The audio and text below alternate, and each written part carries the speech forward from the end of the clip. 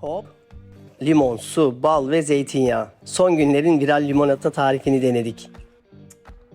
Olmadı. Acılık yok. Gerçekten orası şaşırtıcı. Tat da yok. Gelin bir de biz yapalım.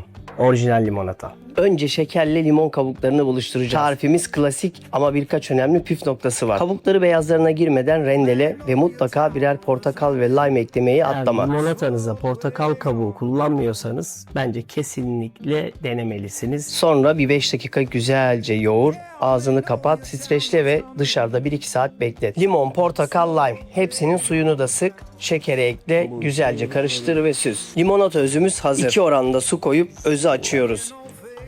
Evet, 1 dakikada değil, biraz daha emek istiyor ama buna gerçekten değiyor. Afiyet olsun.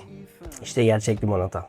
Dünyanın en iyi limonatası değil, Türkiye'nin de değildir ama güzel limonata arkadaşlar. Cheers. Gelsin Lynchburg.